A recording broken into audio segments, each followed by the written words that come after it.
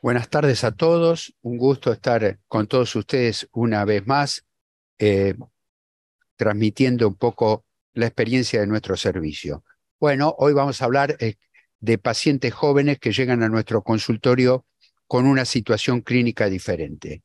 A mí me toca hablar qué debo hacer en mi consultorio con un paciente joven que presenta registros de tensión arterial elevados en su domicilio.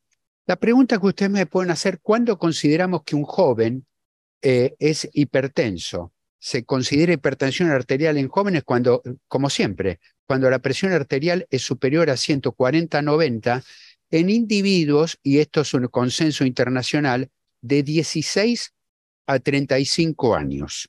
O sea que ya tenemos la definición. Alguien en este rango de edad viene con presión por encima de los niveles marcados y lo debemos considerar un hipertenso.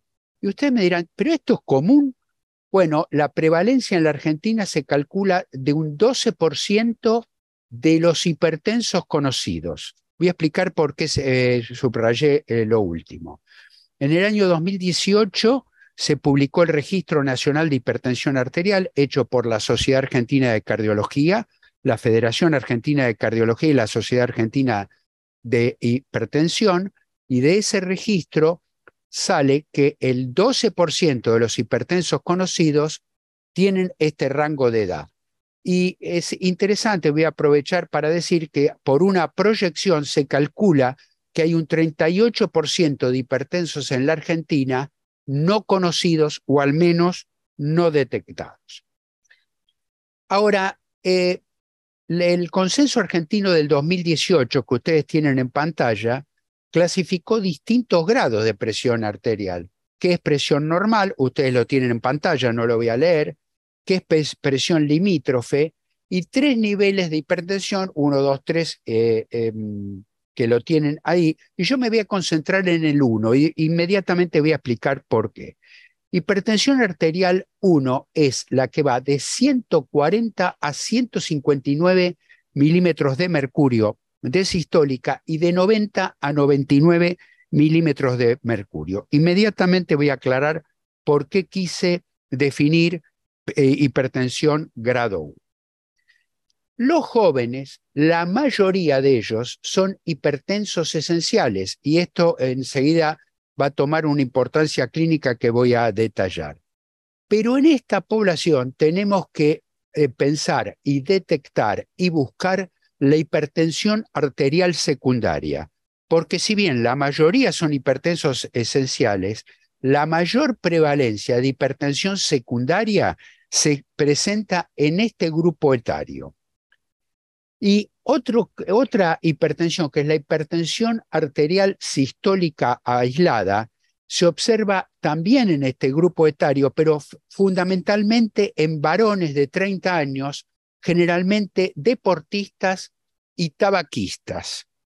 ¿Por qué tabaquistas? No tengo tiempo de hablar de tabaquismo, pero sí decir que en los tabaquistas se produce al fumar un cigarrillo una liberación de adrenalina y noradrenalina que genera una vasoconstricción sistémica que dura en todo el tiempo que se fuma el cigarrillo y perdura por unos 15 minutos más. Rápidamente, si quieren hacer una cuenta, alguien que fume 10 cigarrillos por día va a estar con vasoconstricción generada farmacológicamente por la nicotina durante 150 minutos o 250 minutos, porque son 10 más 15, y alguien que fume nada más que un atado va a estar 500 minutos por día con vasoconstricción sistémica. Ahora, lo interesante es, una vez que yo detecto un joven con hipertensión, ¿cuál es el target? ¿A dónde lo tengo que llevar de presión? Simplemente a que tenga 130/80, 130 o menos, pero no más. Hay una fantasía que lo tengo que llevar a bajos niveles de hipertensión. No, 130, así como 140 me llevó a considerarlo hipertenso, lo tengo que llevar a 130. Hay una gran controversia cómo debo tratar a estos pacientes, sobre todo cuando tienen hipertensión grado 1, que yo ya la definí anteriormente, no complicada, porque podría decirse, mirá, es una hipertensión grado 1, es muy joven, no está complicada. Lo más probable es que con cambios de hábito de vida y medidas higiénico-dietéticas y fundamentalmente con cesación tabáquica, se normalice. Vamos a tratarlo con eso. Mientras que otro diría, ¿por qué no lo medicamos? Quiero ser claro en este punto. No hay evidencia, no existe evidencia de que sostenga que a estos pacientes haya que medicarlos. Sin embargo, las guías, en especial la europea del 2018 actualizada en el 2021 y el consenso argentino de hipertensión arterial del 2018, proponen medicarlos. ¿Por qué? Porque a pesar de que no hay evidencia, es muy frecuente encontrar varios años después pacientes que no se reconocían como hipertensos o que alguien le dijo a los 20, 22 o 25 años que eran hipertensos, vivieron perfectamente bien, asintomáticos y tranquilamente 10, 15 o 20 años, y cuando vienen a la consulta tenemos afección de órgano blanco. Cuando nos vienen a consultar, por ejemplo, a los 45 años, tenemos agrandamiento auricular izquierdo, hipertrofia ventricular, retinopatía o urea y creatinina elevada. Esto es tan frecuente que estas dos guías recomiendan que aún un joven con hipertensión grado 1, además de los cambios de hábito de vida, se lo medique. Muy bien, estas son las recomendaciones del consenso de nuestro país, que también fueron hechos por las tres entidades que mencioné anteriormente, y nos dicen que si la presión arterial diastólica es de más de 90, iniciar tratamiento farmacológico con la meta de llevarlo a un nivel por debajo de 90. Que si la presión arterial sistólica es de más de 140, iniciar tratamiento farmacológico con una meta, esto ya lo dije, menor a 140, en realidad 130 o menos, en especial si ya hay un daño de órgano blanco a esta temprana edad. Existe algo sobre lo cual no me puedo extender, que es la hipertensión arterial espuria, que no se recomienda tratamiento farmacológico, que es la presión arterial espuria, que al tomar en la humeral ustedes se encuentran en hipertensión, pero si midieran en la aorta central, que es la verdadera hipertensión, se encontrarían con que este joven o esta persona no es en realidad un hipertenso. El tema es muy interesante, no nos podemos extender mucho sobre esto. Y hay otra forma de hipertensión, fundamentalmente en los jóvenes, que se llama hiperdinamica, que consiste en hipertensión sistólica aislada con taquicardia sinusal. Y es un caso muy particular, están bien definidos los casos donde se comienza a tratar la hipertensión con beta bloqueante, que ya no es una medicación de primera línea, pero en estos jóvenes con este tipo de hipertensión hiperdinámica deberíamos comenzar con beta bloqueantes. Y para terminar brevemente, esto ya lo hemos visto, porque ustedes van a decir, ¿y cómo lo tratamos? Igual que los adultos. La primera línea, ustedes lo tienen en pantalla, es IECA o ARA2 o bloqueantes cálcicos dihidropiridínicos. En la Argentina tenemos la amlodipina, la nifedipina y la dihidropiridina, o diuréticos tiacídicos. El grado 2 es ARA2 o IECA, más bloqueantes cálcicos, más un diurético, ya no es O. Y el grado 3, si no responde a lo anterior, es las drogas anteriores, más espironolactona, y de no haber respuesta, hemos detectado una hipertensión resistente y debe ser derivada a un grupo especialista en hipertensión. Bueno, el tiempo ha sido cumplido. Muchas gracias. Bueno, buenas tardes para todos. Muchas gracias por la invitación. Ahora resulta que nos llega al consultorio un paciente joven que tiene colesterol normal, pero que tiene esta lipoproteína, la lipoproteína A, elevada. Entonces, La pregunta es, ¿qué hacer con este paciente? Por ejemplo, un paciente de 51 años, Juan, que no es hipertenso, no fuma, no tiene antecedentes de diabetes, simplemente tiene algunos kilitos de más y es un poco sedentario, y nos adjunta este análisis de colesterol, fíjense, 222 de colesterol con 142 de LDL y una LPA de 103. Entonces, una de las primeras preguntas que uno se hace es, ¿por qué alguien le pudo haber pedido la LPA? ¿No? ¿Por qué viene este paciente al consultorio con el análisis con una LPA pedida? Bueno, esto se da últimamente, más que nada, porque las últimas guías, por lo menos a partir del 2019, en forma sistemática empezaron a recomendar pedir al menos una vez en la vida este valor de lipoproteína para estratificar el riesgo en nuestros pacientes. Arrancaron los europeos en el 19, pero después también lo repitieron los canadienses en el 21 y recientemente el año pasado la Sociedad Europea de Aterosclerosis lo vuelve a repetir. Y de hecho, los americanos, los cardiólogos americanos ya habían colocado al valor de LPA más de 50 como un elemento a considerar para la reestratificación de riesgo, al menos en los pacientes con riesgo intermedio. O sea que hace varios años que venimos hablando de la LPA, que las guías lo están recomendando, entonces es bastante frecuente que vengan pacientes a nuestro consultorio ya con un valor de LPA calculado. ¿A qué valor de LPA le vamos a dar relevancia clínica? Bueno, en principio, ustedes saben que es una variable continua y hay una relación continua entre el riesgo cardiovascular, el riesgo de eventos ateroscleróticos, esto es enfermedad coronaria, stroke y enfermedad vascular periférica, a más LPA, más riesgo. Y también ustedes saben que hay una asociación fuerte con el desarrollo de estenosis aórtica. Eso está claro y epidemiológicamente, y los estudios genéticos y de randomización mendeliana lo han comprobado sistemáticamente. Ahora, ¿cuál es el valor que en el consultorio vamos a darle más bolilla? Bueno, quizás el valor que está más estandarizado es el de 50 miligramos por decilitro, si bien insisto y aclaro que es una relación continua, que equivaldría aproximadamente a 120 nanomoles, que esto es importante porque depende del laboratorio que lo haga, le va a informar de una manera u otra y es totalmente diferente la escala. O sea que tienen que ver en qué unidad está medida la LPA.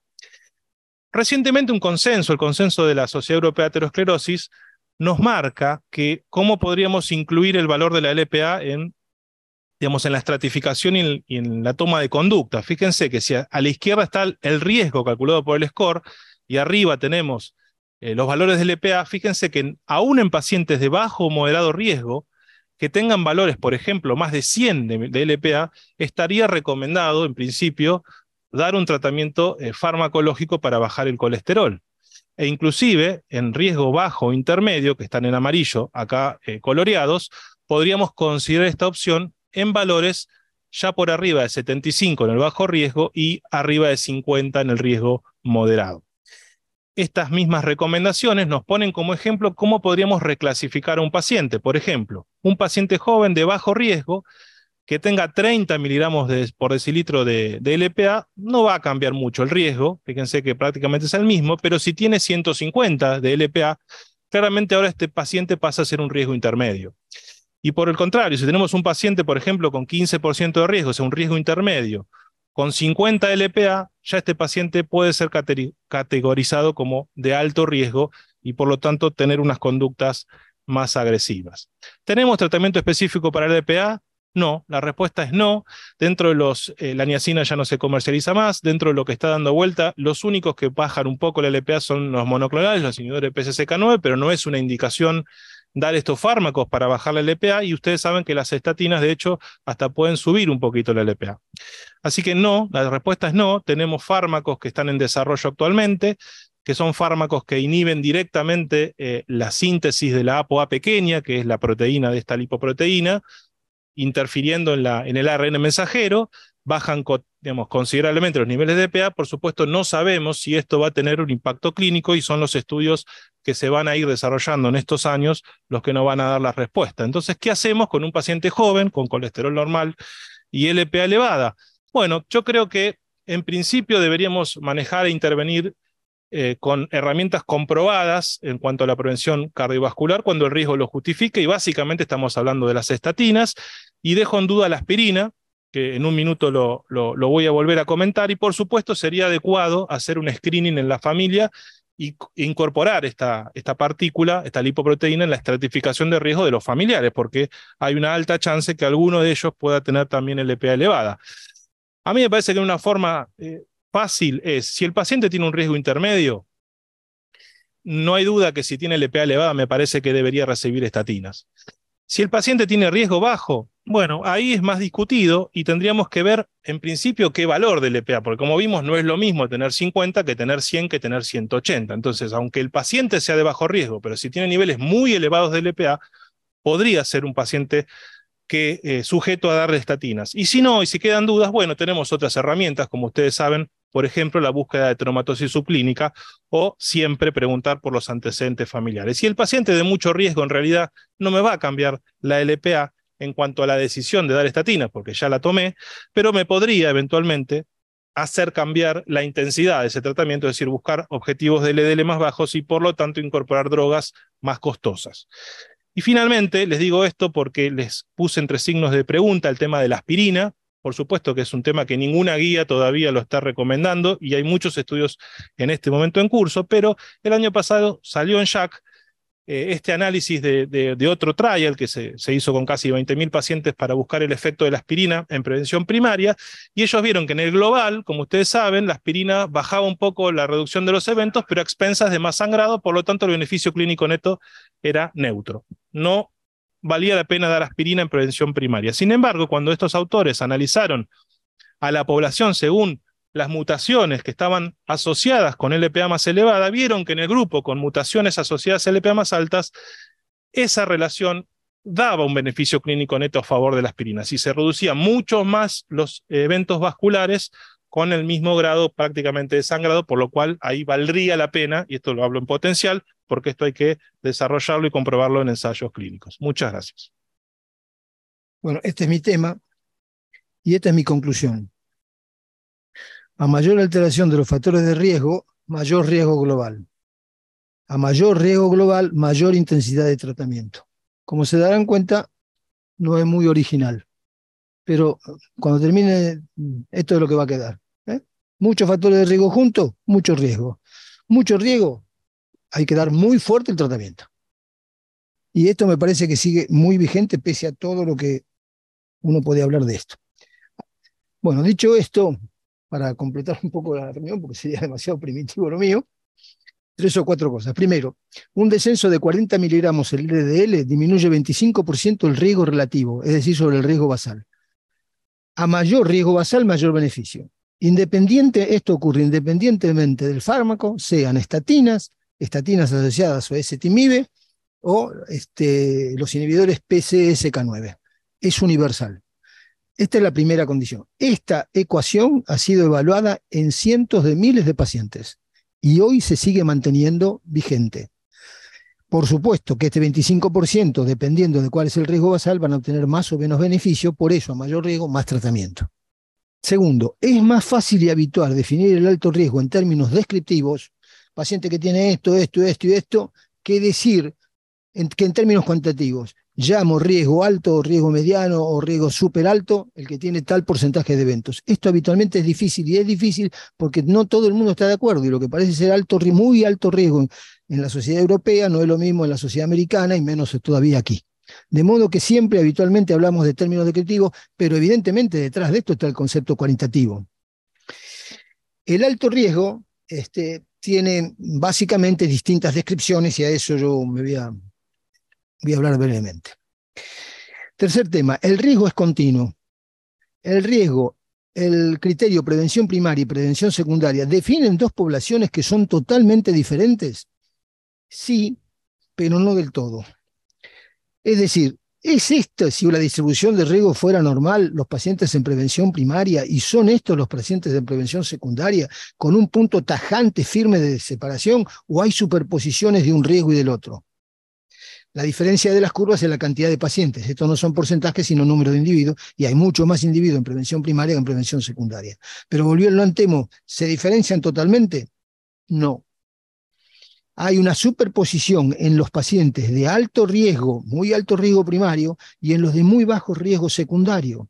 Por lo tanto, acá tenemos un grupo de pacientes que se solapan entre una condición de riesgo y la otra. Como grupo, el riesgo secundario es de 2 a 2,5 veces más que el riesgo primario. Pero vuelvo a decir, en niveles extremos existe overlapping de estas dos poblaciones.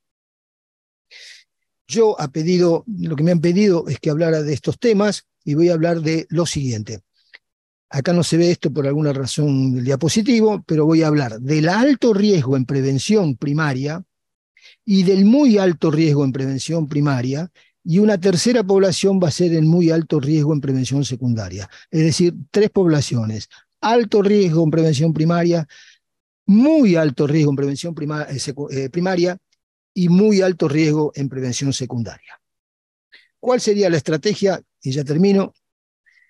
En prevención primaria y alto riesgo, aproximadamente un 15% de todos los pacientes, dependiendo de si es un consultorio de la especialidad o si es un consultorio general y demás, son pacientes de 40 a 70 años que tienen un score calculado aproximadamente superior al 20% en 10 años, y que si no hacemos esto como hacemos en la práctica clínica, simplemente una sumatoria de factores de riesgo, a lo cual vamos a denominar una aproximación cualitativa, que tiene mucho LDL, más de 160, que es diabético, que tiene diabetes de larga data o compromiso de órgano blanco, y que tiene toda una cantidad de factores asociados a esto. Acá este grafiquito me tiene medio loco, pero no puedo evitar que desaparezca.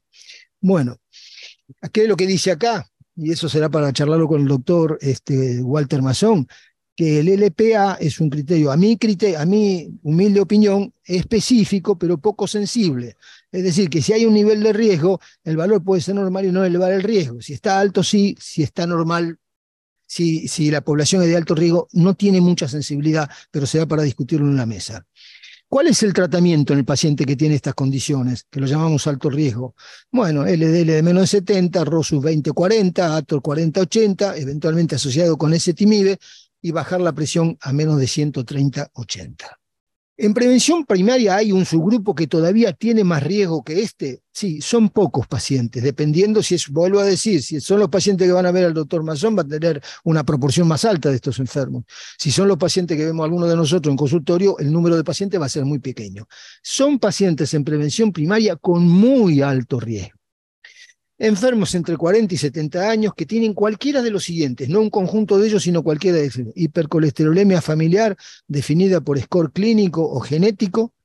En segundo lugar, un LDL de más de 190 con antecedentes familiares. Esto es muy, muy definido. Y que eventualmente habrá para discutir el paciente con aterosclerosis subclínica que se aproxima a la prevención secundaria. ¿Cuáles son estos? Y que tenga una placa en alguna imagen o que tenga un score de calcio de más de 100. Para mí, estos son enfermos de muy alto riesgo, con estas dos condiciones clínicas y el concepto de aterosclerosis subclínica. ¿Y cuál es el tratamiento? Y bajar más el LDL a 55 o menos. ¿Y cuál es el tratamiento? Fuerte intensidad de tratamiento: rosuvastatina 40, torvastatina 80, eventualmente con ezetimibe, y eventualmente el tratamiento con PCSK9, que en la Argentina, por los motivos que ustedes ya siguen, no existe. Pues bien, para mí, si el paciente reúne estas dos condiciones, hipercolesterolemia familiar o antecedentes familiares con un LDL muy alto, hay que tratar con estas cosas, pero vamos a tener problemas con las obras sociales y los prepagos, que van a decir no. ¿Cuánto hay que bajar la presión arterial? A 130-80. ¿Hay que dar aspirina? Me sorprendió el comentario del doctor Walter Mason, que abrió esta perspectiva, con la cual me parece que estamos abriendo una nueva. ¿Existe en los pacientes de muy alto riesgo esto? Bueno, es dudoso, pero será motivo para la discusión si en algunos enfermos conviene, debido a que esto separa el alto riesgo del bajo riesgo, porque habitualmente cuando hablamos de alto riesgo, el paciente tiene alto riesgo de hemorragia, pero estas condiciones son de alto riesgo trombótico con bajo riesgo de hemorragia, y habría que discutir eso. Y por último, ¿cuál es en prevención secundaria el muy alto riesgo? Y cuando tiene cualquiera de los siguientes: o es un paciente que tuvo un evento y tiene una hipercolesterolemia familiar, o es cualquier diabético que haya tenido un evento, o es el que tiene múltiples lechos vasculares, o el que tiene eventos coronarios recurrentes, o el que tiene un compromiso vascular extenso que no se pudo revascularizar. Es demasiado obvio todo esto. Y también un paciente coronario que tiene menos de 40 fracción de eyección o insuficiencia cardíaca y es un coronario. ¿Cuál es el tratamiento? Muy intensivo, bajar el colesterol a menos de 55, 40-80 de roso, eventualmente con ezetimibe, y en algunos casos de ellos, eventualmente el PCSK9. Fíjense que esto está desapareciendo, y en algún momento dijimos, todo paciente con síndrome coronario agudo es un paciente que habría que darle esto, y ahora estamos diciendo, bueno, no habría que darlos en ellos, pero en algunos pacientes habría que darlo, y ha desaparecido totalmente de esto. Y por supuesto, eventualmente tratar la triglicemia y las aspirinas. Y aspirina en todos este tipo de pacientes. Por último, de modo que, como ustedes se dan cuenta, quedamos en esto, mucha intensidad y bajar todo lo que se pueda. Ahora, la pregunta es, en los pacientes de alto riesgo primario, ¿el tratamiento termina siendo muy similar a los de alto riesgo secundario? Y sí. ¿Y cuál es el elemento? ¿Tienen estos más riesgo o menos riesgo que esto? ¿O el riesgo es lo mismo? No. Estos tienen más riesgo que esto. O sea, en el subgrupo de alto riesgo, los que están con un evento previo tienen más riesgo. Sin embargo, lo que ocurre es esto, por lo cual el tratamiento es similar. El tratamiento tiene un alto impacto. ¿Por qué? Porque se trata de pacientes que no han tenido un primer evento, que tienen mucho tiempo de expectativa de vida y la posibilidad que tenemos de cambiar realmente el rumbo de la enfermedad, es decir, son pacientes más jóvenes y con posibilidad de tener un tratamiento extendido durante mucho tiempo. Muchas gracias. Bueno, muchas gracias, Walter. Bueno, a propósito de esta situación, muchas veces cuando nos enfrentamos a estos tipos de pacientes, a veces nos generan cierto problema diagnóstico, o por lo menos, al menos cierto desafío, ¿no? Porque uno debería ser capaz de tratar de discernir si es una adaptación fisiológica o estamos ante una miocardiopatía, si el paciente va a tener que moderar el ejercicio, si lo vamos a tener que proscribir o si simplemente puede seguir haciendo su actividad y, por supuesto, plantearnos si estos pacientes tienen algún riesgo de muerte súbita. Y como vemos, podemos encontrar con relativa frecuencia pacientes que tienen un espesor mayor a 12 milímetros, del 2 al 3% en los atletas caucásicos y mucho más, el 18%, en los atletas que son afrodescendientes. Así que no es una situación poco habitual en esta población, ¿no? Y acá es importante definir un poco lo que es el corazón de atleta, justamente. Y esto hace referencia a una constelación de cambios estructurales, funcionales y eléctricos que permite al corazón y al sistema cardiovascular poder adaptarse a las altas demandas que generan justamente estos deportes, ¿sí? Por supuesto que esto va a depender de la edad, del sexo, del tipo de deporte, de la intensidad, del tiempo que le dedique, pero básicamente algunos de los cambios que podemos encontrar son estos, como vemos acá, a nivel estructural, aumento de los espesores de la pared o de la cavidad del ventrículo izquierdo y derecho, dilatación de las aurículas. A nivel eléctrico podemos encontrar bradicardia sinusal, arritmia sinusal, cambios en los voltajes, los bloqueos incompletos de rama derecha o incluso podemos hasta ver ondas T negativas en los atletas afrodescendientes. En cuanto a los cambios funcionales, bueno, podemos ver cambios en lo que es el llenado diastólico y, por supuesto, aumento del volumen sistólico de estos pacientes. Y a nivel periférico también podemos ver algunos cambios, por supuesto, a nivel de las fibras musculares, de la conductancia capilar, de la capacidad oxidativa, de la actividad de las mitocondrias y, por supuesto, del consumo de oxígeno periférico de estos atletas. Y más o menos para resumir esta constelación de síntomas, uno esperaría ver una masa de un ventrículo izquierdo aumentado, con una cavidad también del ventrículo izquierdo aumentado y aumento del grosor de las paredes. Y por supuesto que estos cambios se van a ir profundizando a mayor volumen e intensidad de ejercicio que vayan realizando los pacientes. Y los principales desafíos que tenemos son justamente los pacientes que están en una zona gris, o sea, que están entre 12 y 16 milímetros de espesor. ¿Por qué? Bueno, porque puede ser que sea una condición de un corazón de atleta o estemos ante una miocardiopatía de reciente comienzo, reciente diagnóstico, y ahí es donde se generan los principales problemas y desafíos. Para abordar esto, tenemos una serie de herramientas, fundamentalmente están destinadas a tratar de detectar los crecimientos patológicos entre los 13 y los 16 milímetros, y fundamentalmente las herramientas son clínicas y a través de métodos diagnósticos. De lo clínico, por supuesto, tenemos los síntomas. Si los pacientes tienen síncopes inexplicados, predominantemente durante el ejercicio, si tienen mareos, si tienen dolor de pecho, bueno, eso habla de que por ahí el crecimiento ventricular no es normal. Lo mismo uno podría indagar en la historia familiar. Si ya sabemos que tiene algún familiar de primer grado con una miocardiopatía, fundamentalmente la hipertrófica, también va más a favor del que el crecimiento sea patológico. Y por supuesto, si estamos hablando de deportistas muy jóvenes, o sea, menos de 16 años, de sexo femenino, que hacen solamente deportes isométricos y tienen una superficie corporal pequeña, también nos hace pensar que el crecimiento sea patológico. Con respecto a los estudios complementarios, por supuesto, tenemos la ecografía cardíaca.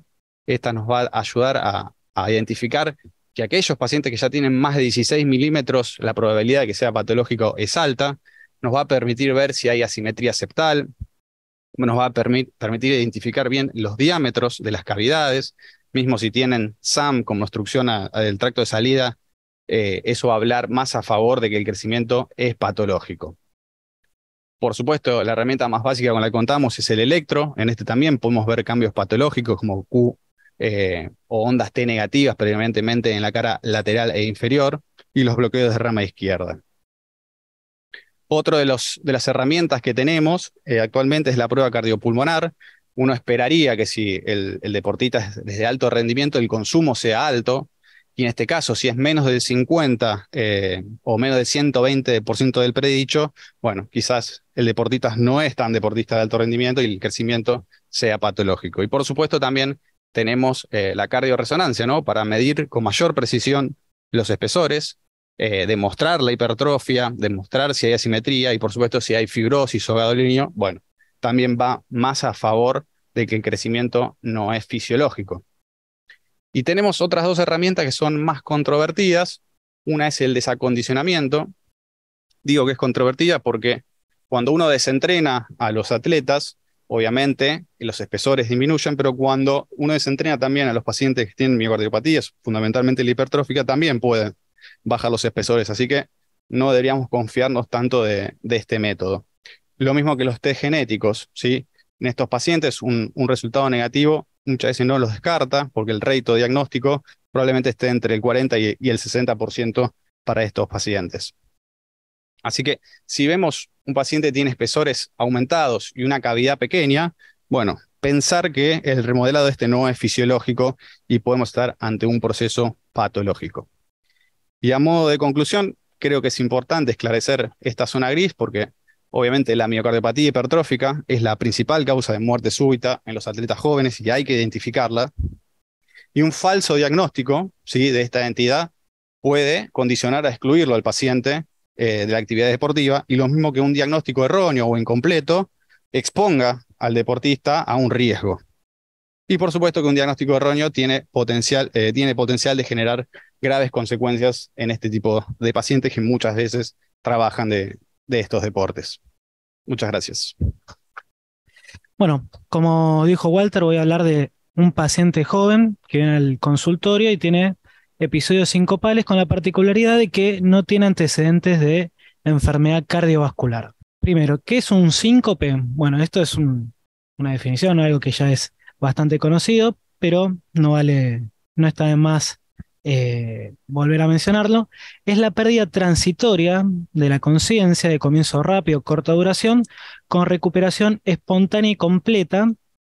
Y esta pérdida transitoria de la conciencia se debe a una hipoperfusión cerebral transitoria. El pronóstico de los síncopes generalmente es benigno porque en su gran mayoría son síncopes neuromediados, pero en algunos pacientes que tengan cardiopatía estructural o antecedentes de enfermedad cardiovascular, puede tener algún tipo de pronóstico más complicado. Pero principalmente el mayor problema que trae los síncopes son los cambios en lo que es la calidad de vida, porque los pacientes que tienen síncopes recurrentes comienzan a sentir mucha inseguridad con una gran afectación de su estilo de vida. Inicialmente, ¿qué tendríamos que hacer con un paciente que tuvo un episodio sincopal? Bueno, primero ver si efectivamente fue un síncope, si esta pérdida transitoria de la conciencia fue por hipoperfusión cerebral o si fue una caída de otra causa, ya sea caída sin pérdida de la conciencia o que haya sido un episodio convulsivo. Vamos a hablar principalmente de los que son los episodios sincopales, ¿sí? Cosas importantes que podemos hacer directamente en nuestro consultorio: el interrogatorio.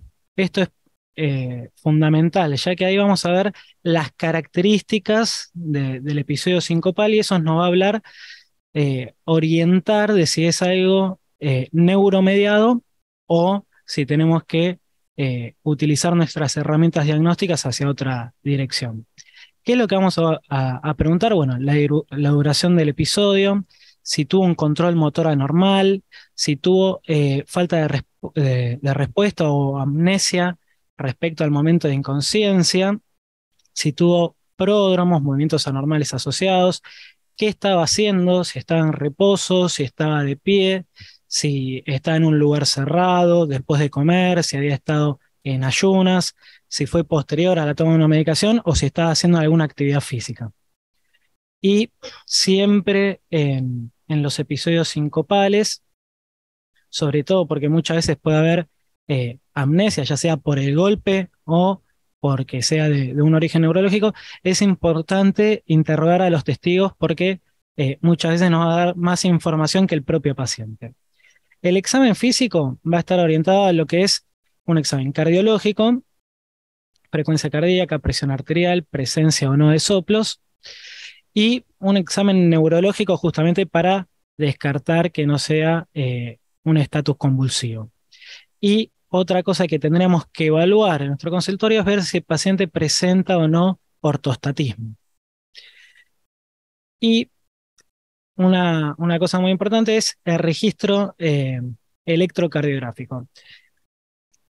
La rentabilidad diagnóstica del registro electrocardiográfico es baja en el sentido de que es difícil conseguir un registro electrocardiográfico asociado al episodio de síncope, que el paciente justo en ese momento se haya hecho un registro. Pero es una herramienta muy útil para ver si el paciente tiene algún tipo de cardiopatía estructural, ya sea presencia de ondas Q o hipertrofia ventricular, o signos de inestabilidad eléctrica, y acá hablamos de los que son las canalopatías hereditarias, como el síndrome de Brugada, el QT largo, una taquicardia catecolaminérgica, y esas cosas se pueden ver ya sea con un electrocardiograma convencional o un electrocardiograma de esfuerzo. Unos ejemplos de pacientes que se presentaron con síncopes y tenían algunos hallazgos importantes en el electrocardiograma que nos orientan a lo que es el diagnóstico posterior. Este es un paciente, como se puede ver acá, que tiene ritmo sinusal y tiene una particularidad, que es que tiene un QT prolongado. Es tan prolongado el QT que inclusive tiene ondas P que preceden la onda Q de la onda T del latido anterior, ¿sí? En este caso, el tratamiento y el objetivo diagnóstico sería más que nada enfocado a ver si esto es un QT largo genético o es un QT largo adquirido, y bueno, hacer todo un follow-up en función de este hallazgo.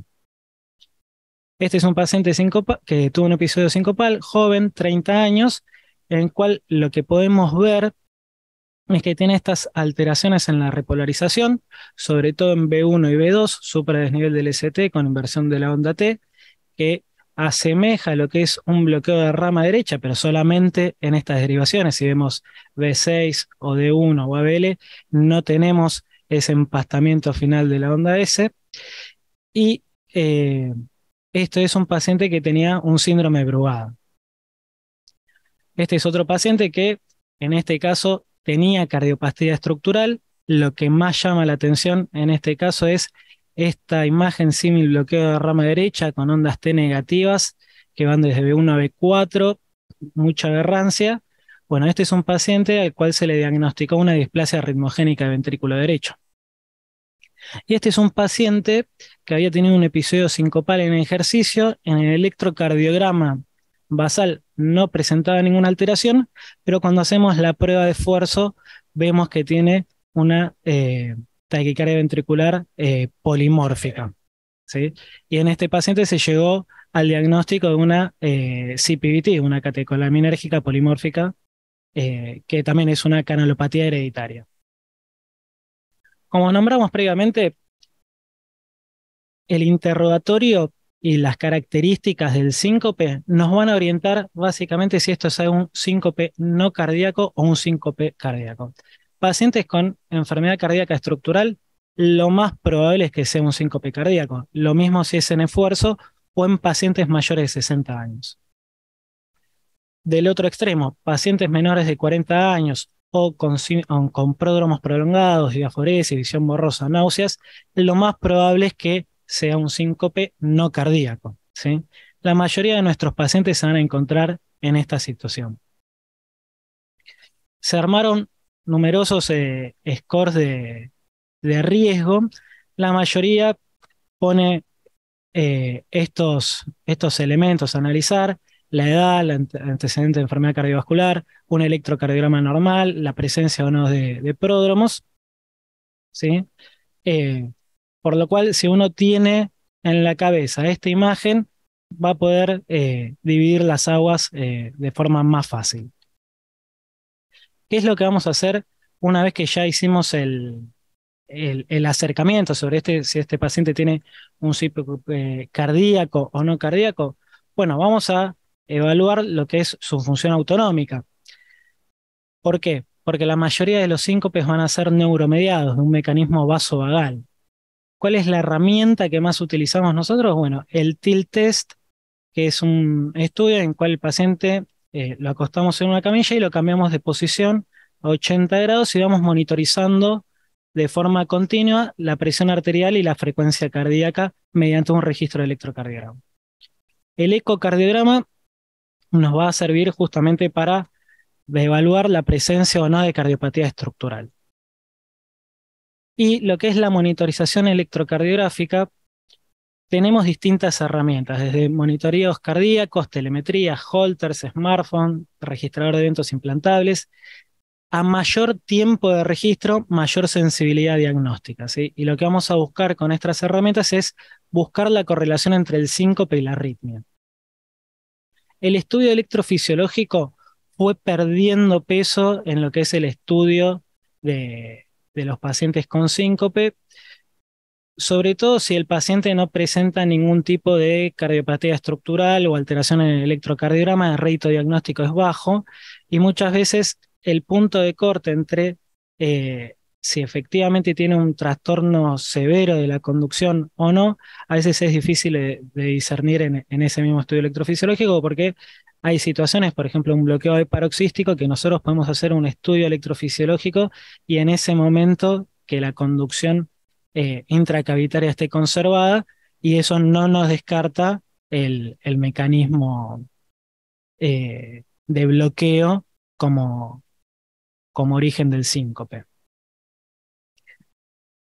Un poco de los monitoreos implantables, nosotros generalmente lo indicamos en aquellos pacientes que tienen síncopes recurrentes, en el cual tienen las distintas estudios complementarios, ecocardiograma, electrocardiograma, holter, sin ningún tipo de alteración, un TIL test sin ningún tipo de anomalía, y recurre con estos episodios sincopales. Bueno, se le puede colocar un monitor cardíaco implantable, que es el Doom Recorder. Es un aparatito que, como ven acá, mide 1,3 pulgadas y se controla habitualmente como si fuese un control de marcapasos. Tiene una batería que puede durar entre 1 año y medio y 3 años. Acá vemos que a mayor tiempo de seguimiento, ¿sí?, a un monitoreo más largo, mayor rédito diagnóstico. Y en la actualidad existen inclusive monitores cardíacos implantables que tienen la capacidad de tener una comunicación vía Bluetooth hacia un dispositivo que ponen en la mesa de luz, y eso se conecta directamente con la central del equipo que lo está siguiendo. Y esto favorece, evita que se tenga que hacer controles cada 3 meses o cada un mes y medio o la regularidad que tiene, y nos puede ayudar a adelantarnos al síntoma y tener una pronta atención. Un poco de TIL test y de síncope neuromediado, que es la causa más frecuente en estos pacientes. Podemos tener distintos tipos de respuesta en el TIL test, en caso de que sea positivo. Podemos ver lo que es el síncope vasovagal, una respuesta vasovagal clásica, en el cual vamos a tener una caída de la presión arterial y una caída de la frecuencia cardíaca. Podemos tener una respuesta disautonómica, en la cual vamos a tener mayormente caída de la presión arterial y la frecuencia cardíaca no va a variar tanto. O podemos tener una respuesta tipo POTS, que esto es una sigla que es síndrome de taquicardia postural ortodrómica, en el cual vamos a tener un marcado aumento de la frecuencia cardíaca y secundario a esto, una caída en la presión arterial. El tratamiento del síncope va a ir dirigido en función de cuál sea el origen de cuál sea la causa del síncope. Si son bradiarritmias, uno va a estar orientado y dirigido a realizar una estrategia de estimulación cardíaca con un marcapasos. Si son taquicardias supraventriculares, uno puede hacer medicación o realizar una estrategia de ablación de la taquicardia supraventricular. Generalmente en los pacientes jóvenes es difícil que una taquicardia supraventricular genere un episodio sincopal. Las taquicardias ventriculares, bueno, y un poco en relación con lo que es cardiopatía estructural, fracción de eyección deprimida, miocardiopatía hipertrófica y miocardiopatía arritmogénica del ventrículo derecho, principalmente uno tiene que estratificar el riesgo, categorizar el síncope, ¿sí? Y muy probablemente uno coloque un cardiodefibrilación para prevención de muerte súbita. Con respecto a las canalopatías, dependiendo del tipo de canalopatía, uno va a enfocar el tratamiento. Hay algunas que tienen muy buena respuesta al tratamiento médico, como es la taquicardia catecolaminérgica o el QT largo, y otras en las cuales el tratamiento médico no es del todo suficiente, como es en el síndrome de Brugada o en la fibrilación ventricular idiopática. Con respecto a qué estrategias tenemos para el manejo de síncope recurrente vasovagal, bueno, evitar los desencadenantes y las situaciones relacionadas a estos síncopes, el reconocimiento temprano de los síndromes prodrómicos. ¿Por qué? Porque si uno actúa cuando comienzan estos pródromos, puede llegar a abortar el episodio sincopal. Explicar la benignidad de esta situación, como dijimos al principio de la presentación, esto es algo benigno que puede afectar la calidad de vida, pero no deja de ser algo benigno, y toda la estrategia va a ir dirigida al aumento de ingesta de líquidos, ¿sí? Lo que es la fluidoterapia. Otras cosas que podemos hacer con nuestros pacientes son las maniobras físicas de contrapresión. Sobre todo va a ser hacer fuerza con las manos y cruzar las piernas, evitar cambios bruscos de posición, y con respecto a la ingesta de agua, siempre se dice más o menos 2 litros de líquido por día, o que la orina sea clara o incolora. Eso capaz es una forma más clara para monitorizar a estos pacientes. Con respecto al tratamiento farmacológico, no suelen tener buen resultado y la verdad es que son medicamentos que se toman varias veces en el día, por lo cual la adherencia también es difícil. Y hoy en día hay mucha información que va surgiendo con respecto al tratamiento de cardioneuroablación para el síncope reflejo. Esto capaz es algo medio largo, pero lo que uno busca en este caso en pacientes en los cuales tienen una respuesta cardioinhibitoria en el TIL test o se ven pausas significativas en el monitoreo cardíaco implantable, uno lo que busca es modular el sistema autonómico parasimpático a nivel cardíaco mediante una ablación de los ganglios, y esto lo que ha demostrado últimamente es que disminuye la recurrencia del síncope, aumenta la frecuencia cardíaca, pero todavía lo que es su eficacia a largo tiempo necesita un follow-up más prolongado y unos ensayos clínicos más grandes. Bueno, esto es un poco cómo son las respuestas con respecto a la cardioneuroablación, que excede un poco el motivo de la charla. Y bueno, muchas gracias. Bueno, a mí me toca hablar de otro aspecto de la medicina, no de los pacientes enfermos, sino lo que está detrás de escena, de los familiares, ¿no? Y un poco para empezar, siempre me gusta transmitir este concepto que cuando uno habla de estas miocardiopatías, ¿sí?, hipertrófica, dilatada o arritmogénica, simplemente son descripciones fenotípicas de lo que les pasa a nuestro paciente y nada dice eso de la etiología real que lo lleva a nuestro paciente a desarrollar la miocardiopatía. Esto obviamente tiene implicancias a la hora de evaluar qué le va a pasar a los familiares de nuestro propio paciente, porque vamos a ver después que hay algo de solapamiento fenotípico. Y por otro lado, porque cuando uno habla de componente familiar de estas miocardiopatías, está hablando necesariamente de un origen genético de la misma. Y cuando hablamos de este origen genético, a grandes rasgos sabemos que el comportamiento de la herencia de estos familiares es particular y eso nos lleva a asumir algunas cosas en el seguimiento de estos pacientes. Ahora lo vamos a ver igualmente bien. Es decir, que corremos el foco del paciente individual y la unidad de cuidado pasa a ser la familia.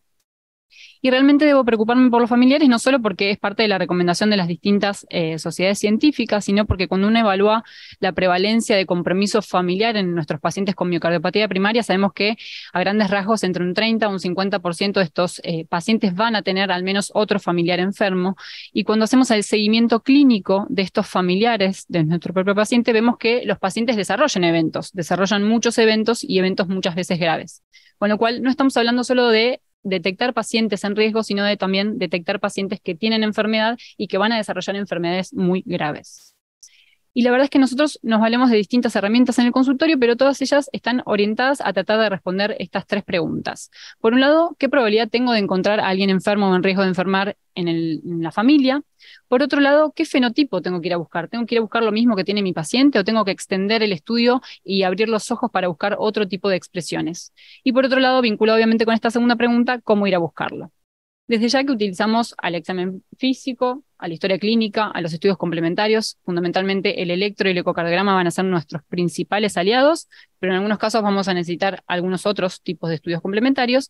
Y en el consultorio de cardiopatía familiares utilizamos dos herramientas que son muy útiles. Una de ellas es el árbol familiar, que deberíamos empezar a incorporarla de a poquito en la consulta cardiológica general, y otro, siempre que se pueda y obviamente aplique, la genética. Cuando hablamos de probabilidad de encontrar algún enfermo en el seguimiento, dijimos que a grandes rasgos y ya basalmente tenemos un riesgo asumido, una probabilidad pretest de que 3 a 5 de cada 10 personas que estudiemos en sus familiares van a tener algún otro familiar enfermo, como dijimos anteriormente. Y yo les dije que desde el punto de vista genético tiene una particularidad. La mayor parte de las miocardiopatías familiares que nosotros vemos tienen este tipo de patrón de herencia, ¿sí?, que llamamos autosómico dominante. Eso implica que todas las generaciones tienen probabilidad de estar enfermas o afectadas, que tanto mujeres como hombres se afectan prácticamente de modo similar, con algunas variaciones dependiendo de la patología, y que puede haber transmisión de hombre a mujer, de mujer a hombre y viceversa. Y obviamente el contexto clínico es determinante para determinar la probabilidad de encontrar otros enfermos. Sabemos particularmente que en la miocardiopatía hipertrófica hay algunos fenotipos como este que ven primero, que es la hipertrofia sigmoidea reversa, que tiene más chance de tener un origen genético y por ende compromiso familiar con respecto a este tipo de fenotipos, ¿no?, donde hay una hipertrofia septal aislada, que se llama sigmoidea, ¿sí?, que es la que vemos clásicamente en los pacientes por ahí más ancianos. Con lo cual, el fenotipo clínico importa, también importa si el paciente desarrolla la enfermedad a edades jóvenes o a edades más avanzadas, aunque el inicio tardío de una miocardiopatía no es excluyente para estudiar a la familia. Hay casos donde obviamente hay compromiso familiar y la expresión es un poquito más tardía. Desde ya que hay dos elementos que tenemos que interrogar sí o sí, que es la presencia de muerte súbita en algún familiar y la colocación de marcapasos, sobre todo de edades jóvenes, que también nos hacen nos llama la atención y nos hacen poner en alarma de que puede haber algún compromiso familiar más allá de la miocardiopatía con fenotipos desde el punto de vista rítmico. Y otra cosa importante que tengo que remarcar es que cuando vamos a buscar a los familiares, el diagnóstico de enfermedad en los familiares no es igual que en los pacientes probando, ¿sí? Para la miocardiopatía hipertrófica nos adelantamos y a los 13 milímetros ya decimos que ese familiar es portador de una miocardiopatía hipertrófica. En los pediátricos obviamente tienen Z-score, más de 2.5 de Z-score es diagnóstico, y para la miocardiopatía dilatada lo mismo, anticipamos los criterios, apenas con un 50-45% de fracción de eyección, teniendo la variante genética familiar o teniendo alguna otra cosita como trastorno de la conducción, bloqueo de rama, lo que sea, ya hacemos diagnóstico de enfermedad. Con lo cual nos volvemos más sensibles, bajamos el umbral diagnóstico para detectar más precozmente a pacientes que están no solo en riesgo, sino que ya están enfermos. Y conocer el patrón de herencia también es importante porque nos permite hacer un uso costo efectivo de los recursos, no solo genéticos, sino también clínicos, ¿sí? Esta es una enfermedad de Fabry que ustedes saben que es una enfermedad ligada al X. Sabemos que en este tipo de enfermedades los hombres están afectados más gravemente que las mujeres. Las mujeres suelen ser portadoras asintomáticas, que es esto que ustedes ven con un puntito en el medio, que tienen la variante genética, pero no desarrollan la enfermedad. Y cuando tienen fenotipos suelen ser más leves. Pero a nadie se le ocurriría ir a estudiar a este chico, ¿sí? Que es hijo de un hombre portador de una variante genética en Fabry, porque sabemos que no hay transmisión hombre-hombre, con lo cual, desde el punto de vista de la costo-efectividad y la tranquilidad familiar, también es importante conocer el tipo de herencia de las enfermedades. Y la probabilidad de encontrar algún enfermo en seguimiento varía momento a momento, y esto le llamamos conversión fenotípica. Este es el caso de un chico de 44 años que empezamos a seguir, porque su abuela y su madre tenían una miocardopatía hipertrófica. En el 2014, con sus 44 años, tenía un electro y un ecocardio completamente normal. A 5 años apenas desarrolla estas alteraciones electrocardiográficas que son bastante características, así que no les impresionaría ver que poquitos años después desarrolla esta miocardopatía hipertrófica apical. Con lo cual, hay conversión fenotípica. El fenotipo no es algo estático, sino dinámico. Tal es así que cuando uno estudia a aquellos familiares que tienen la misma variante familiar, vemos que este es un estudio muy lindo que lo que discriminó es que el 10% de los pacientes estudiados con la misma variante familiar, al momento del estudio, tenían fenotipo de miocardiopatía hipertrófica. Y había conversión fenotípica en hasta casi un 30% a lo largo de 15 años en aquellos que inicialmente o eran completamente normales o tenían solamente alteraciones electrocardiográficas, ¿sí? Son estos pacientes que se convierten en pacientes con miocardiopatía hipertrófica clínica, no solo eléctrica. Lo mismo pasa para la miocardopatía dilatada. Cuando empezamos a estudiar a los familiares, vemos que hay pacientes que obviamente estos familiares van a tener hallazgos normales y otros hallazgos patológicos, tanto en el electro como en el ecocardiograma, y muy probablemente sea más frecuente que aquellos pacientes que tienen alteraciones tanto del electro como del ecocardiograma desarrollen la enfermedad clínica, que son estos que ustedes ven en amarillo. Y cuando le sumamos la genética, vemos que asimismo, los pacientes que tienen la misma variante familiar, no todos desarrollan la enfermedad. Y a esto le llamamos penetrancia. La mayor parte de las miocardiopatías que nosotros vemos tienen penetrancia incompleta. ¿Qué quiere decir? Que tener la variante familiar no necesariamente implica desarrollar la enfermedad. Y esto es muy importante. Y lo más importante es tal vez esto, ¿sí? Que los pacientes que tienen genotipo negativo, es decir, que no tienen la variante familiar, nunca van a desarrollar la enfermedad, y es por eso que nos atrevemos a darles el alta del seguimiento. Tan importante es el inicio del seguimiento clínico de estos pacientes que la utilización de herramientas clínicas y genéticas nos permiten detectar hasta el 30% de los afectados. Y obviamente sabemos que aquellos pacientes que tienen alteraciones basales del electro o del eco tienen una probabilidad de desarrollar la enfermedad muchísimo, pero muchísimo mayor que aquellos que basalmente eran normales. Entonces, ¿cómo ir a detectar estos familiares en riesgo? Bueno, vimos la utilidad del electro, del ecocardiograma, a veces es necesaria la resonancia cuando quedan dudas en otros métodos complementarios, y voy a hablar simplemente de la utilización de la genética. La genética tal vez es de las herramientas más costo efectivas porque nos permite, utilizando la variante familiar, descartar ya de entrada casi a la mitad de los familiares. No solo del seguimiento, sino de la preocupación que genera tener una mutación que probablemente nos permita desarrollar una miocardiopatía en el futuro. Y esto está demostrado tanto para miocardiopatía hipertrófica como para el resto de las miocardiopatías. Imagínense el ahorro que genera descartar del seguimiento a un montón de gente y por un montón de tiempo, ¿sí? De estudios clínicos, electrocardiograma, ecocardiograma y pruebas innecesarias. Entonces, lo que vamos a ir a buscar en nuestros familiares, cuando encontremos una variante patogénica o probablemente patogénica, vamos a ir a buscar esa misma variante al resto de los familiares, a los familiares directos de sangre. Y aquellos que no sean portadores, como dijimos, vamos a dar el alta del seguimiento clínico con total seguridad, y aquellos que sean portadores los vamos a tener que seguir de forma clínica de por vida, dependiendo del tipo de miocardiopatía. Pero recordemos que tener la variante no necesariamente es sinónimo de desarrollar enfermedad. ¿Y qué fenotipo ir a buscar? Bueno, yo les hablaba al principio que había algo de solapamiento fenotípico, ¿sí? Y hay heterogeneidad fenotípica. Las mutaciones se comportan de un modo particular en las familias, ¿sí?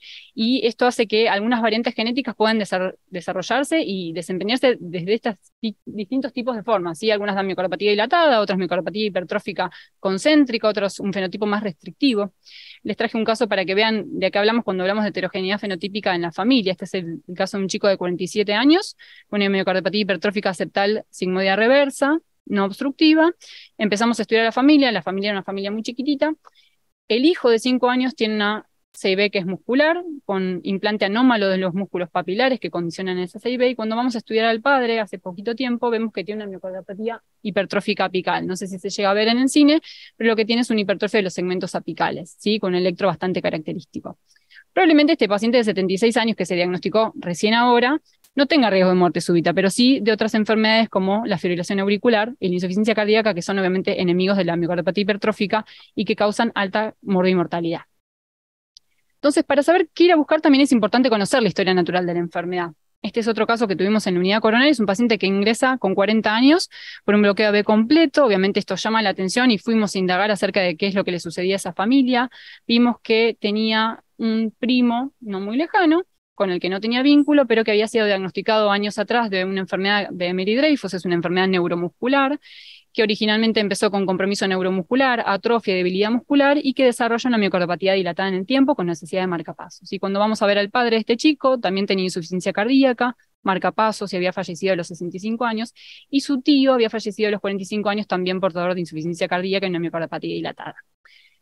Lo importante no solo para este chico, que es portador de la misma variante familiar en este gen, que es el gen de la alamina, esto implicó que no le colocáramos un marcapaso, sino un CDI-R5, es decir, generó un cambio de la conducta, sino lo más importante es que fuimos a estudiar a este hermano, al hermano de 38 años que estaba completamente asintomático.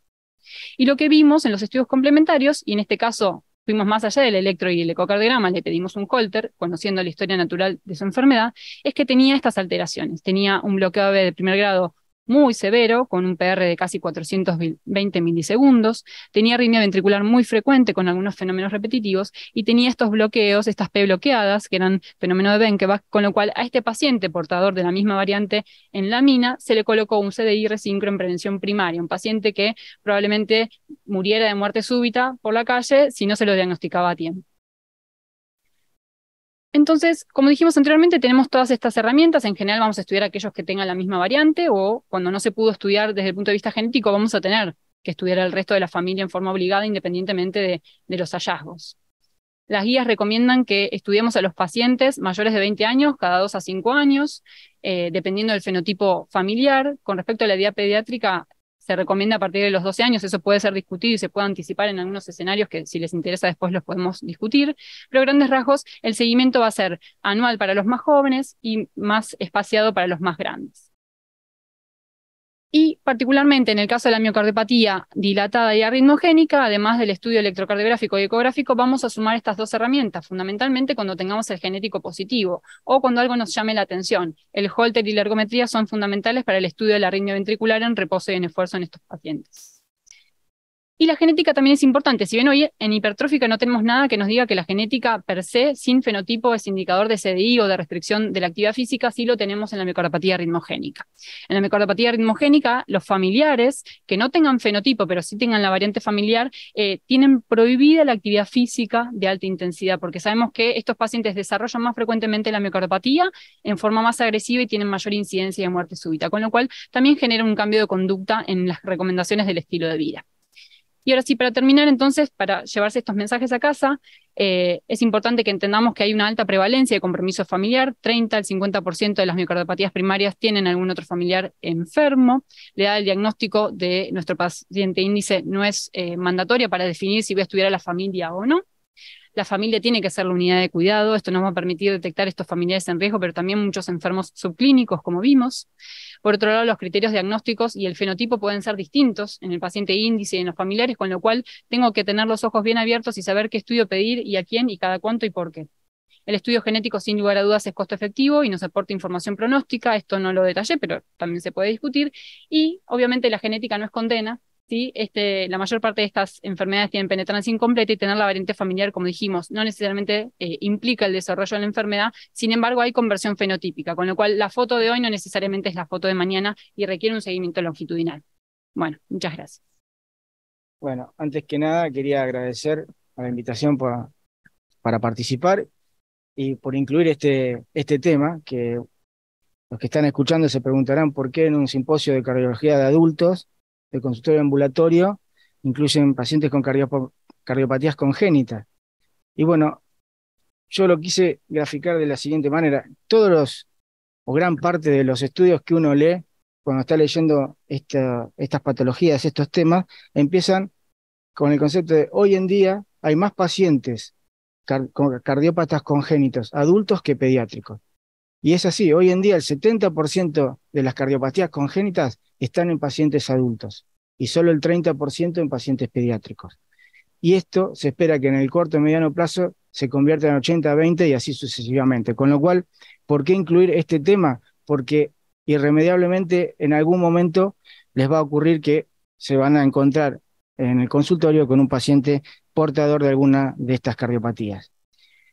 Y si uno no tiene un centro con una sección especializada, lo que va a pasar es que probablemente lleguen cardiopatías y tengan este problema. Si bien hay cardiopatías que son relativamente frecuentes, esta es una serie de nuestra casuística, y vemos los porcentajes de cada una, obviamente la CIA, la CIB, el FALOT se llevan el mayor porcentaje. Aquí no incluimos la válvula aórtica bicúspide, que es de alta prevalencia. Como todos sabrán, aquí hay una sección de valvulopatías que es muy potente y ellos siguen estos pacientes, pero también es una cardiopatía congénita y es bastante prevalente. Y obviamente que las de la izquierda, las más prevalentes, son las que con mayor posibilidad uno se puede encontrar en el consultorio. Pero hay múltiples patologías, múltiples fisiopatologías, múltiples dinámicas vasculares, y es muy difícil para el cardiólogo de adultos conocer cada una si no se especializa en esto. Pero sí hay cosas que pueden hacer o podemos hacer en el consultorio. Y para eso es bastante útil entender qué vamos a buscar a la hora de seguir estos pacientes. No porque tengamos que hacernos cargos el 100% de la patología, pero sí para saber qué ir a buscar. Primeramente, arritmias. Nunca esperar que el paciente nos manifieste que tiene palpitaciones o que tiene alguna arritmia, sensación de arritmia. Ir a buscarla. ¿Sí? Holter seriado. Nosotros sistemáticamente a nuestros pacientes lo seguimos con Holter anual o incluso más frecuente si la cardiopatía que porta es altamente arritmogénica.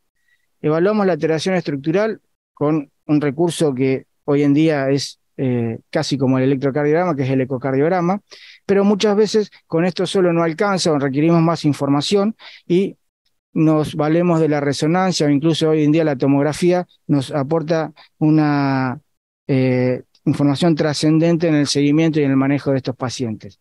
A veces requerimos de las dos cosas, vamos siguiendo el paciente con ecocardiograma y cada 3 o 4 años, según la patología, alternamos con una resonancia porque nos brinda mucha información, sobre todo en las cardiopatías congénitas que tienen involucramiento del corazón derecho.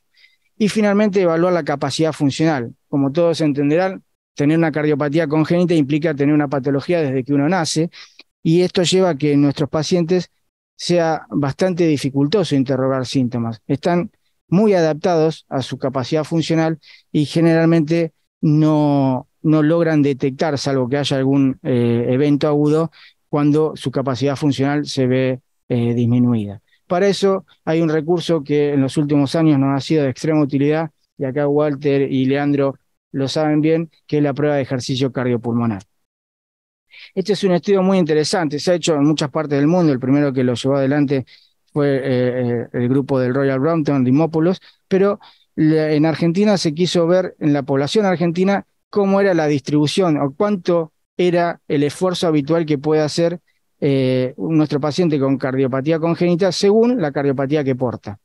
Y se vio que, obviamente, las cardiopatías más leves, como pueden ser la CIA o la coartación aórtica, tienen una mediana de capacidad de esfuerzo segura, cuando el paciente está estable, muy parecida a la de la población habitual para esa edad. Pero fíjense que a medida que nos vamos incrementando la complejidad de la cardiopatía, vemos como esa línea azul se va deslizando hacia la izquierda para hacerse más evidente en la hipertensión pulmonar o en el bypass total del ventrículo derecho. Esto nos dice dos cosas. Primero, y bastante obvio, que a mayor severidad de la cardiopatía, mayor disminución de la capacidad funcional.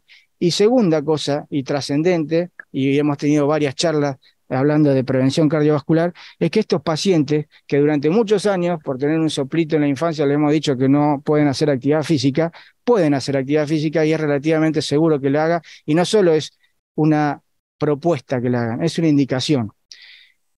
¿Por qué? Porque, fíjese, este es un estudio de hace algunos años de qué se mueren nuestros pacientes, y gracias a Dios, como hemos visto, cada vez se mueren menos, pero siguen siendo las causales de muerte relativamente las mismas. En las cardiopatías cianosantes, primero está la arritmia, por eso es tan importante ir a buscarla, y en segunda medida la insuficiencia cardíaca. En aquellos pacientes con cardiopatías no cianosantes, durante muchos años la arritmia fue la causa principal de muerte, seguida por la insuficiencia cardíaca. Pero fíjense lo que pasó a fines de los 90, a principios de los 2000. Esta línea punteada es infarto de miocardio. Al mejorar la sobrevida con respecto a la disminución de riesgo de muerte arrítmico por insuficiencia cardíaca, hoy en día la principal causa de muerte de nuestros pacientes con cardiopatías no cianosantes es la coronaria. ¿Y por qué? Este es un estudio, un registro muy lindo que se llevó adelante en Estados Unidos, en las guardias de emergencia de varios hospitales, en los cuales al consultar a un paciente con una cardiopatía congénita, sea por la causa que sea, se les relevó la prevalencia de factores de riesgo cardiovasculares. Y fíjense cómo desde principios de los 2000 hasta 2012, que se publicó el estudio, la prevalencia de factores de riesgo cardiovasculares en la población con cardiopatías congénitas fue indefectiblemente creciente. Hipertensión, tabaquismo, diabetes, obesidad, todos los factores de riesgo han ido increyendo. Con lo cual es trascendente que estos pacientes empecemos, y esto es un desafío también que para Walter, pensemos a tener en cuenta los factores de riesgo cardiovasculares en esta población y a tratarlos. Y muy importante, indicarles, no solo proponerles hacer actividad física. Y a los fines del seguimiento es trascendente que estos pacientes tengan un proceso en el cual pasen de la cardiología pediátrica, de una atención más basada en la familia, a una atención basada en el paciente, que es la cardiología del adulto que llevamos adelante. Esto, por el bien de nuestros pacientes y de nosotros, no se puede dar de un día para el otro y es necesario un proceso. Ese proceso tiene un nombre, se hace en todas partes del mundo y se llama transición. Involucra al paciente, a la familia, a la cardiología infantil, a la de adultos y al sistema de salud, y es, como les decía, un recurso muy útil para hacer menos traumático el pasaje. A modo de conclusión, y ya me pasé un poquito, decirles que las cardiopatías congénitas han tenido un aumento constante en su prevalencia y que esto va a seguir. Hay mucha variabilidad en las patologías y en muchos casos requieren seguimiento especializado, pero el cardiólogo de adultos puede y debe seguir estos pacientes y saber qué es lo que está haciendo y por qué. Estos pacientes sobreviven y quieren llevar una vida plena, quieren viajar, quieren embarazarse, quieren hacer actividad física, y hoy tenemos recursos útiles para asegurarnos de que lo puedan hacer con seguridad. Están sujetos a los mismos riesgos cardiovasculares que la población general adulta y debemos atenderlos. Y planificar la transición, como les decía, es una herramienta muy útil, no solo para los pacientes, sino para nosotros que debemos afrontar su atención. Muchas gracias. Como vimos antes, la LPA hoy es un elemento a considerar para estratificar el riesgo y no es un objetivo terapéutico. Es decir, de hecho, las estatinas no la bajan, de hecho, hasta pueden subir un poquito el valor del LPA. Los monoclonales bajan un poco el LPA, pero no es una indicación tener hiper-LPA, indicar este tipo de fármacos. Y es cierto que se están desarrollando actualmente varias moléculas que sí están diseñadas específicamente para bajar el nivel del LPA y van a tener que comprobar o demostrar que eso se asocia indefectiblemente a una reducción del riesgo cardiovascular. Es cierto que los subgrupos de pacientes que tienen más LPA en los ensayos que utilizaron otros hipolipemiantes, obviamente tuvieron una mayor reducción del riesgo, pero eso sucede con cualquier otro elemento que nos clasifique la población con más riesgo cardiovascular. No sé, acá había una pregunta que surgió para Juan. Muchas veces el paciente joven se dice que es normal, que no tiene ningún antecedente, que no es hipertenso, por supuesto, pero uno le detecta en algún estudio complementario, generalmente un eco, un poquito de hipertrofia, un poquito de aurícula izquierda dilatada. ¿Qué tenemos que hacer en ese caso? El paciente se refiere que no es hipertenso. Es bastante frecuente en los ecos de gente joven encontrar hipertrofia o agrandamiento auricular izquierdo. Yo creo que desde ya es una alerta, es una luz roja porque hay un tipo de hipertensión que se llama hipertensión oculta, no la encontrás en el consultorio, se produce en algunos momentos, en otros momentos no. La forma de detectarla es el control domiciliario de presión arterial, que cada vez está más en desarrollo, y por supuesto los estudios MAPA. Pero si un joven viene con hipertrofia ventricular y agrandamiento auricular, vos me podés decir, mira, puede ser le podemos preguntar a Rocío, ¿puede ser una miocardiopatía incipiente? Sí, puede ser una miocardiopatía incipiente, pero si te fijas en la prevalencia de un tipo de patología y otra, yo te digo, también puede ser una presión arterial oculta. Así que desde ya es una alerta muy importante y hay que ir a buscar la presión arterial. ¿Estamos dentro del tema? Podemos... No, quería ver si ustedes comparten un criterio que se refiere a, con Rocío y con el doctor Barbarellata, como que ahora somos un poco más permisivos en la actividad física en pacientes con miocardiopatía hipertrófica. Y que ya no le ponemos un rótulo, usted no puede hacer nada. Salió, por ejemplo, un trabajo en el college donde estratificaron los pacientes todos con miocardiopatía hipertrófica. No es un trabajo prospectivo, simplemente una cosa observacional. Y los enfermos tenían 3 niveles de actividad física observacional, unos moderada, pero unos de alta intensidad, ¿verdad? O sea, 3 escalones, de los cuales uno de alta intensidad. Todos con miocardiopatía hipertrófica, y no hubo diferencias con respecto al riesgo. Con lo cual, tengo la impresión, quería saber tu opinión, doctor Barbarellata y a Rocío Blanco, si esta tendencia a ser mucho más permisivos en el tema de la actividad física en pacientes con miocardiopatía hipertrófica es una cosa consistente o es un hallazgo más así esporádico, diría. Brevemente, mi opinión, yo creo que es difícil generalizarlo el tema y la tendencia, pero después en consultorio cada paciente uno tiene que abordarlo de manera individual. O sea, si vemos que un paciente le hacemos una prueba de esfuerzo y tiene algún síntoma o hace algún tipo de arritmia, bueno, yo creo que ahí va a ir regulándose un poco el nivel de la actividad, pero en general me parece que sí, que la tendencia es a ser un poco más flexibles en ese sentido. No sé, Rod. De acuerdo, de hecho es un poco la estrategia que utilizan los grandes grupos que evalúan deporte de alto rendimiento, ¿no? Hay más controversias, no solo con el deporte de alta intensidad, hay más controversias con el deporte competitivo. En ese sentido, sí. El deporte competitivo, sí. Por ahí, obviamente, el fenotipo clínico de la miocardiopatía tiene un peso muy importante, la historia familiar tiene un peso muy importante, el seguimiento longitudinal del paciente también. Pero sin lugar a dudas somos muchísimo más permisivos que antaño, ¿no? Con este tipo de pacientes. Y hace poquito se publicó, creo que esta semana, del grupo de Finocchiaro, que es un grupo de Londres, acerca de la implicancia del genotipo en las distintas miocardiopatías con respecto a cuán nocivo puede ser el deporte en ellas. En la miocardiopatía arritmogénica, como comentábamos en la charla de familiares, sabemos que hay algunos genotipos como PKP2 o desmoplaquina que tienen altísimo riesgo de eventos. En la hipertrófica hay algunas variantes, y ellos las nombran, que son las que siempre nombramos nosotros, como troponina I, y algunas variantes de cadena pesada de miosina que uno tendría por ahí un poquito más de cuidado a la hora de indicar un deporte de alta intensidad o de competitivo. Sí. Pero no como cohorte general, miocardiopatía hipertrófica, cohorte general. Si quieren ir dejando alguna pregunta en el chat, la vamos leyendo. Siguiendo en la rama genética, Rod, tengo una pregunta. En realidad, 2. ¿Cuál es el grado de accesibilidad hoy en día para los test genéticos? Y la segunda es, ¿cómo ves vos en el futuro de acá a 10 años que va a incidir estos test en la práctica habitual de la cardiología, ¿no? Bueno, ya no es algo del futuro, sino una realidad, realmente, ¿no? A veces se torna un poquito difícil implementarlo en la práctica cotidiana, porque obviamente las obras sociales relacionadas con los costos, y algo que comentaba también el doctor Cají en su charla con respecto a otro tema, obviamente las obras sociales lo primero que hacen es poner freno a esa indicación. De todos modos, lo seguimos pidiendo. De todos modos, tenemos estrategias, particularmente acá en el hospital, tenemos convenio con algunas empresas que en el fenotipo hipertrófica nos permiten estudiarlas desde el punto de vista genético en forma más accesible, ¿sí? Y en algunos casos gratuita, cuando hay sospecha de algunos fenotipos en particular. Así que en ese sentido tenemos accesibilidad. Es un estudio caro, Sigue siendo un estudio caro, mucho más barato que antes, pero sigue siendo un estudio caro.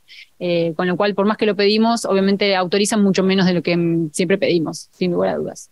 Y creo que sí, que va a modificar la práctica cotidiana. Cada vez tenemos más información poblacional del comportamiento de las variantes genéticas en distintos grupos de poblaciones con miocardiopatías, y eso necesariamente hace el comportamiento global de la variante. Creo que hoy en día, para algunas variantes, para algunos genes, el peso de la genética es muy importante, se está incorporando, ya está incorporado en las guías de prevención de muerte súbita, y en las guías de hipertrófica que van a salir este año se comenta por los pasillos que también va a haber algo de genética y eventos arrítmicos.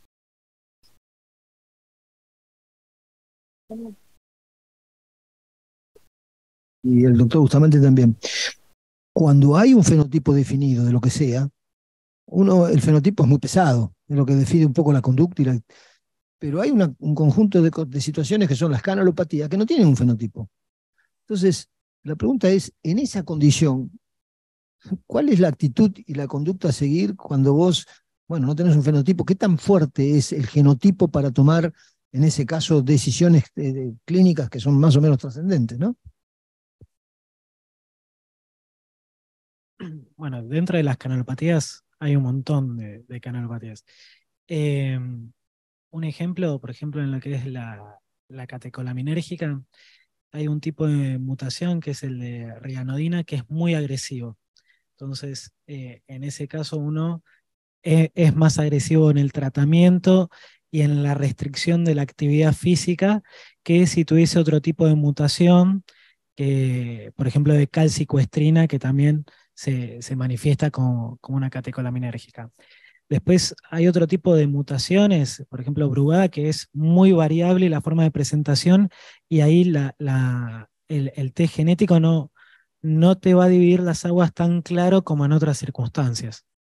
Sí, estoy completamente de acuerdo. La genética tiene un peso, pero lo más importante es cómo uno llega al diagnóstico de esos pacientes. No es lo mismo llegar al diagnóstico por una muerte súbita, reanimada, ¿no? Donde el test genético tiene un rédito. Claro, que llegar al diagnóstico por un hallazgo electrocardiográfico, una ergometría, o llegar al diagnóstico por un hallazgo electrocardiográfico ante fiebre, por ejemplo. Es decir, cómo uno llega al diagnóstico también condiciona la evolución de la enfermedad. Pero sin lugar a dudas, en canalopatías está muy estudiado y el genotipo tiene muchísimo peso. Por ejemplo, el QT largo tipo 2, en el embarazo se sabe que tiene altísimo riesgo, cosa que no pasa con otros QT, ¿sí?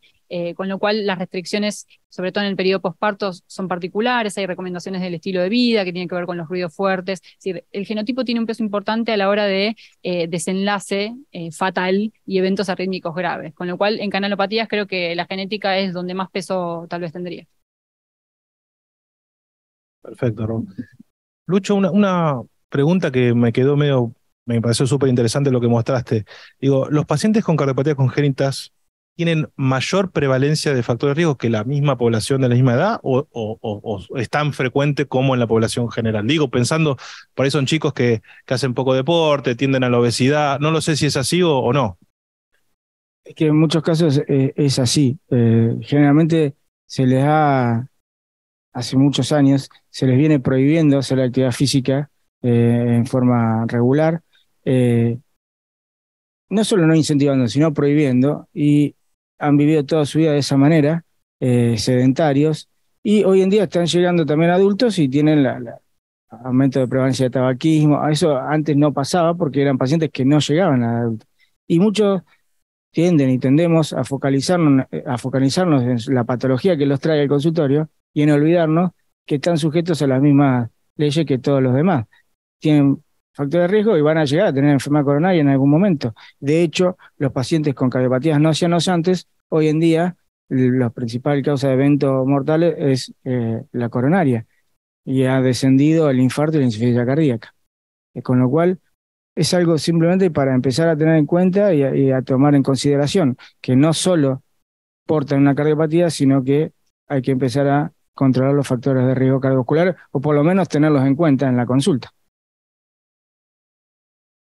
Santi, ahí apareció una pregunta de cómo manejamos actualmente, cómo es el algoritmo de manejo del síncope vasovagal actualmente.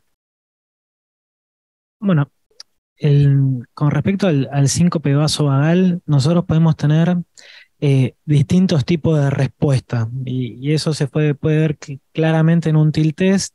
Hay algunos pacientes que tienen una respuesta más hipotensora, que es lo que se dice vasodepresora, y otros que tienen una respuesta más cardioinhibitoria, que son aquellos pacientes que hacen una bradicardia extrema o unas pausas muy significativas.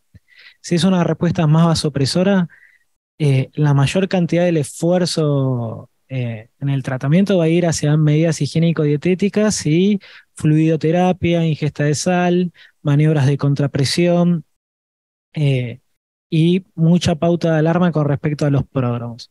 Si tiene una respuesta cardioinhibitoria franca, ahí uno puede plantear dos cosas. Si los síncopes son recurrentes y el paciente es joven, uno podría intentar hacer esto que mencioné en el último momento, que es una cardioneuroablación que está teniendo muy buenos resultados con respecto a la recurrencia de los episodios sincopales. Si es un paciente más añoso y capaz la estrategia de una ablación puede ser agresiva en esa edad, o es un paciente frágil, hay unos tipos de marcapasos específicos que actúan en función de las impedancias y manejo de frecuencias con esas cuestiones que tienen un buen perfil en ese tipo de pacientes. Pero básicamente haríamos eso, fluidoterapia, y dependiendo si tiene una respuesta cardioinhibitoria, uno podría ir con un marcapasos o una ablación. Y otra pregunta en el chat que dice: en jóvenes deportistas hay un aumento de la trabeculación y engrosamiento parietal ventricular con dilatación de la aurícula. ¿Qué proponen como algoritmo manejo? No sé qué piensan ustedes, pero un poco el trabeculado y la definición de miocardio compacto ya perdió un poco de valor como entidad, ¿no? Patológica. No sé qué les parece eso a ustedes. Sí, de hecho, bueno, lo escuché a Mariano Falcone hace poco hablar que la tendencia actual es pensar que es algo más reactivo a otra circunstancia, y en este caso quizás el mismo deporte extremo puede ser lo que desencadena la reacción del trabeculado, y no creo que tenga un impacto patológico y menos pronóstico. Pero sí, puede verse lo que dice el doctor o la doctora, no llegó a ver, puede llegar a verse, y la teoría actual me parece que es algo reaccionario a un estímulo, que en este caso podría ser el deporte, pero podría ser la enfermedad coronaria o alguna otra enfermedad miocárdica, ¿no? Para ir cerrando, Arturo, te hago una pregunta. Vos dijiste muy bien, hablaste del concepto del riesgo basal y obviamente de la reducción de LDL en cuanto al impacto de la intervención. Pero, ¿qué opinás de una tercera variable, que además del riesgo basal, además del descenso del colesterol, sino que tiene que ver con el tiempo de la intervención? O sea, ¿es lo mismo dar la intervención en ese mismo paciente por un X tiempo que sea mucho más tiempo, o empezar en forma más precoz? Porque a veces cuando uno lee los trabajos o los resultados de los diferentes trials, no suele considerar ese punto, o sea, el tiempo de la intervención que llega al resultado, ¿no? Dos cosas. Con respecto a la relación que hay entre el descenso del LDL y el descenso clínico, es interesante el último estudio del ácido bempedoico, que si vos lo analizás, sigue estando en esa ecuación. O sea, la ecuación que se demostró con las estatinas también se demostró con otro tipo de intervenciones, como los PCSK9, y también con el ácido bempedoico, que es una cosa relativamente nueva. Así que me parece que está consolidado ese criterio, Walter. Con respecto a lo que vos decís, bueno, casi todos los estudios tienen entre 4 y 5 años, en los cuales ahí el efecto es, a mayor tiempo es mayor el beneficio. Y por ejemplo, ocurre que si vos miras las tablas de la Sociedad Europea de Cardiología, el beneficio que extiende por año es mayor cuando vos extendés todavía mucho más tiempo. No solamente hay un beneficio porque hay mayor tiempo de tratamiento, sino por cada año de tratamiento el beneficio es mayor. De manera que hay un efecto acumulativo, de manera que esa es la razón por la cual uno tiene que actuar inicialmente en forma lo más rápidamente posible y sostener el tratamiento en tiempo. Es decir, que hay mucho beneficio que se puede obtener en pacientes que tienen 40 o 45 años, extendiendo eso, no solamente porque tienen 20 años de tratamiento, sino que por cada uno de esos 20 años de tratamiento el beneficio va a ser mayor, probablemente por un efecto acumulativo.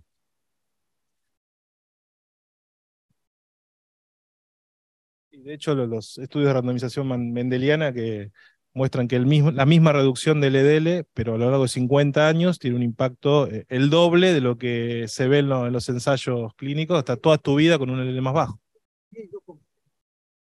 tratás 15 años va a haber más efecto que si lo tratás 3 años. Pero por cada año de tratamiento hay más efecto, o sea, anual, claro, hay más efecto acumulativo en el otro paciente. Eso es muy interesante. No hay más preguntas y en honor al tiempo les agradecemos nuevamente a todos los participantes. Gracias a todos los colegas que han participado del simposio, de la reunión. Así que bueno, los esperamos. ¿Cuándo es, Leandro, la próxima reunión? El 28 de abril, el simposio de cardiología crítica, así que vamos a mandar la invitación para esa y las posteriores que vayan surgiendo. Excelente. Bueno, buenas tardes para todos y muchas gracias.